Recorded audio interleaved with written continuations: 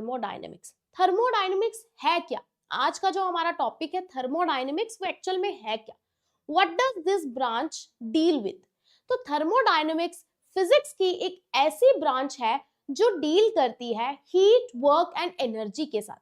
जैसे कि आप देख सकते हो, thermodynamic is made from two words, that is thermo plus dynamics. Thermo यानी कि हीट या other form of energy. Dynamics means how it is moving, how it is exchanging, कैसे heat exchange हो रहा है between the system, how heat energy is getting converted into the other form of energy. तो ये सारी जो हमारी deal है ये थर्मोडायनेमिक्स की ब्रांच करती है।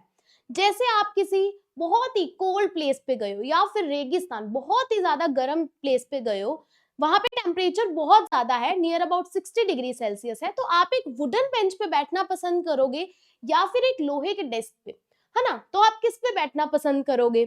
या फिर आपकी चाय गर्म हो रही है, कप में चाय पड़ी है, वो धीरे धीरे ठंडी हो रही है, कैसे आपका फ्रिज काम करता है, रेफ्रिजरेटर कैसे काम करता है, एसी आपके रूम को कैसे ठंडा कर पाता है, ये सब डिस्कशन थर्मोडायनेमिक्स में हम करते हैं। कैसे आपका जो लैंड है it get more heated as compare to that of water, पानी कैसे गर्म होता है ना? और आपका यूनिवर्स कैसे धीरे धीरे एक्सपैंड हो रहा है, what is the heat death of the universe, what is entropy, क्या आपकी जो हीट है वो एक कोल्ड बॉडी से हॉट बॉडी में ट्रांसफर हो सकती है? नहीं हो सकती। तो क्यों नहीं हो सकती? कौन से प्रोसेस स्पॉन्टेनियसली हो सकते हैं, कौन से प्रोसेसेस इस यूनिवर्स में फॉरबिडन है, क्या रीजन है, कैसे हीट इन सब में एक्सचेंज हो रही है, ये सब बच्चे हम पढ़ते हैं थर्मोडायनेमिक्स की ब्रांच के अंदर। समझे? तो thermodynamics is a branch of physics which deals with the exchange of heat into the other form of energy. Heat, work, energy, इन सब के बारे में जो स्टडी हम करते हैं वो थर्मोडायनेमिक्स के अंदर करते हैं। अब थर्मोडायनेमिक्स को पढ़ने के लिए हमें दो टर्म्स का क्लियर होना बहुत जरूरी है, और उससे पहले आपको ये पता होना चाहिए कि थर्मो के अंदर हम मैक्रो लेवल पे स्टडी करते हैं, हम माइक्रोस्कोपिक लेवल पे नहीं जाते हैं। We are discussing about the group of the particles, we are talking about the number of particles in a system.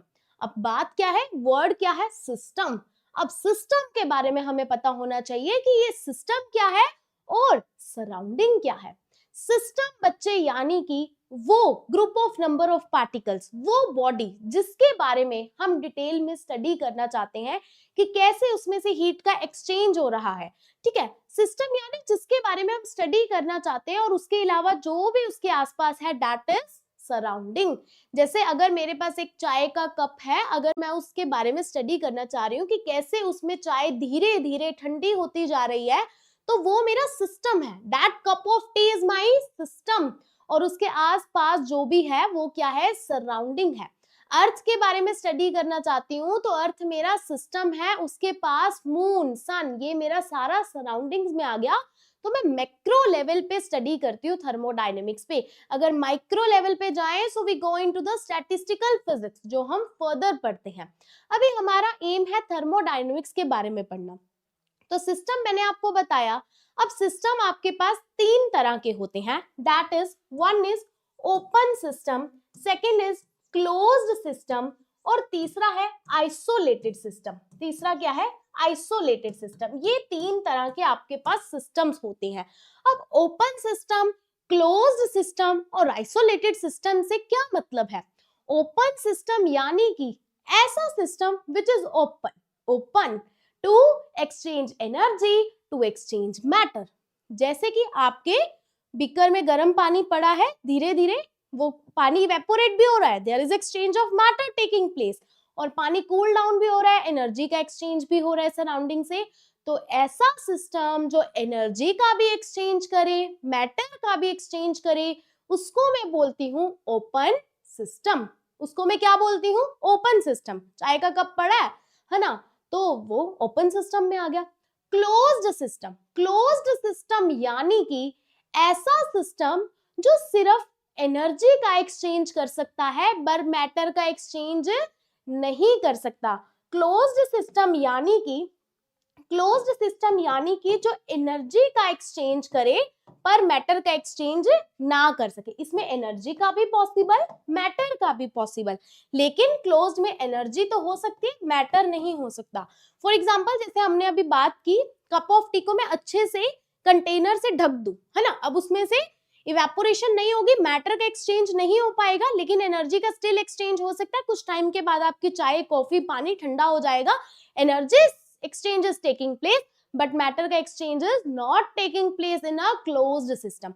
उसके बाद बात करते हैं आइसोलेटेड सिस्टम की। What is isolated? जो दीन दुनिया से बहुत दूर है, संत महात्मा टाइप्स, है ना ही एनर्जी का एक्सचेंज कर रहा है, ना ही मैटर का एक्सचेंज कर रहा है, जिसको ना ही अपने आसपास एनर्जी का एक्सचेंज करना है, ना ही मैटर का एक्सचेंज करना है, ऐसे सिस्टम को हम बोलते हैं आइसोलेटेड सिस्टम। क्या बोलते हैं? आइसोलेटेड। अब आइडियल आइसोलेटेड सिस्टम इस यूनिवर्स में होना इज इम्पॉसिबल, बट आप कह लो एक आइडियल थर्मस फ्लास्क, है ना, जिसमें हम सोचते हैं कि 8-9 घंटे पानी गर्म डालो तो गर्म रहेगा, ठंडा डालो तो ठंडा रहेगा। आइडियल तो नहीं हो सकता, but we can create nearly isolated system, है ना, कि लगभग हमारे जितने काम का है उतना हम क्रिएट कर सकते हैं। थर्मल फ्लास्क आइडियल वगैरह, that come in the isolated system. सबको यहाँ तक बात क्लियर हुई? अब मैंने आपको क्या बताया कि मैक्रोस्कोपिक लेवल पे हम थर्मोडायनेमिक्स में बात करते हैं तो हमारे पास मैक्रोस्कोपिक प्रॉपर्टीज होती हैं। मैक्रोस्कोपिक प्रॉपर्टीज होती हैं कौन कौन सी प्रॉपर्टीज होती हैं? एक होती है इंटेंसिव प्रॉपर्टीज एंड दूसरी होती है extensive properties. What are intensive, what are extensive? Let's study in detail. Intensive property यानी कि जो अमाउंट ऑफ मैटर पे डिपेंड नहीं करती, जैसे कि फॉर एग्जांपल आपका टेम्परेचर। अब मान लो कि भाई गर्मी है, रूम में 40 डिग्री सेल्सियस टेम्परेचर है, बहुत गर्मी लग रही है, एसी हमने चलाना नहीं है, एसी हमारे घर में है नहीं। मम्मी जी ऐसे करते हैं, रूम में एक दीवार डाल देते हैं, 20 डिग्री सेल्सियस अदर रूम का टेम्परेचर, 20 डिग्री सेल्सियस इधर वाले रूम का टेम्परेचर हो जाएगा। क्या ऐसा पॉसिबल है? अरे नहीं भाई, ऐसा तो नहीं होता। 4 हिस्सों में बांट लो, 10-10 डिग्री सेल्सियस हो जाएगा, सर्दी सर्दी। ऐसा नहीं होता, क्योंकि आपका जो टेम्परेचर है वो आपकी इंटेंसिव प्रॉपर्टी है, ये अमाउंट ऑफ मैटर पे डिपेंड नहीं करता सिस्टम में। लेकिन दूसरी तरफ मास की बात करें, वॉल्यूम की बात करें, these depends upon the amount of matter. Entropy, the measure of disorderness की बात करें तो वो एक्सटेंसिव प्रॉपर्टीज में आती है। इंटेंसिव में आपका मेल्टिंग पॉइंट, बॉइलिंग पॉइंट आ सकता है। अभी क्या वाटर की अमाउंट पे डिपेंड करता है उसका melting point and boiling point? नहीं करता ना, सेम ही रहता है ना। तो मेल्टिंग एंड बॉइलिंग पॉइंट भी आपका इंटेंसिव प्रॉपर्टीज में आ जाता है बच्चे, ना कि एक्सटेंसिव में आता है। तो सबको इंटेंसिव एक्सटेंसिव का मतलब क्लियर हुआ at least? Everyone is clear with this concept? What are intensive, what are extensive? चलिए, ये क्लियर होना बहुत जरूरी था। अब आपके पास कुछ बचे थर्मोडायनेमिक्स पैरामीटर्स होते हैं, प्रेशर हो गया, वॉल्यूम हो गया, टेम्परेचर हो गया, एंट्रोपी हो गया। इस तरह से हम पढ़ेंगे हमारी डिटेल में।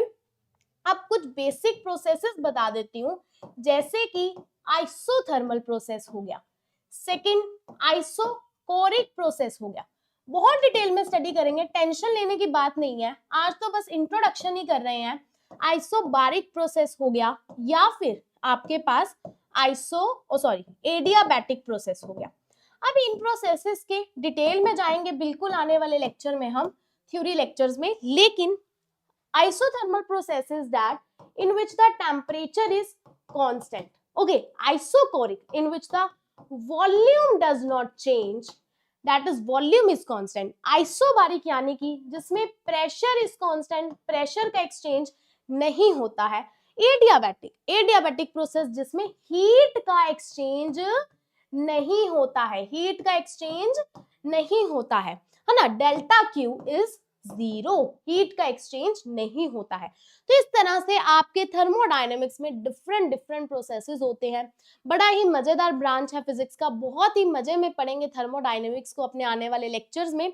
थर्मोडायनेमिक्स के कुछ लॉज होते हैं, 0th law, first law, second law, third law, बड़े डिटेल में आपको पढ़ाऊंगी. लेकिन आज इंट्रोडक्शन करनी है सिर्फ, तो आई होप आपको जितना अभी मैंने बताया उतना समझ लग गया होगा. ठीक है, जाते जाते जल्दी से जीरोथ लॉ की बात कर लेते हैं। जीरोथ लॉ हमारा डील करता है थर्मल इक्विलिब्रियम। अब ये थर्मल इक्विलिब्रियम क्या है? थर्मल इक्विलिब्रियम मतलब कि आपका सिस्टम एक थर्मल इक्विलिब्रियम में है, यानी कि वो अपना कोई भी thermodynamical parameter, pressure, volume, temperature, mass, number of moles time के साथ चेंज नहीं करता, ये सब कांस्टेंट रहते हैं। अगर दो सिस्टम आपस में थर्मल इक्विलिब्रियम में है, इसका मतलब उनका टेम्परेचर सेम है, उनमें कोई भी हीट का ट्रांसफर नहीं हो रहा है। जीरोथ लॉ कुछ ऐसा ही थर्मल इक्विलिब्रियम पे बेस्ड है कि अगर आपका सिस्टम ए इस सिस्टम बी के साथ थर्मल इक्विलिब्रियम में है, आपका सिस्टम बी इस सिस्टम सी के साथ थर्मल इक्विलिब्रियम में है, यानी कि सब सेम टेम्परेचर पे है, there is no heat transfer taking in place, तो आपका ए और सी भी थर्मल इक्विलिब्रियम में होंगे। ये आपका जीरोथ लॉ कहता है। First law tells about the conservation of energy. Second law tells that every process in which energy is conserved is not necessarily taking place in this universe. वो आपको direction के बारे में बताता है, स्पॉन्टेनिटी के बारे में बताता है कि कौन सा प्रोसेस पॉसिबल है, why heat cannot travel from a cold body to a hot body, the Calvin statement, the Clausius statement is all we will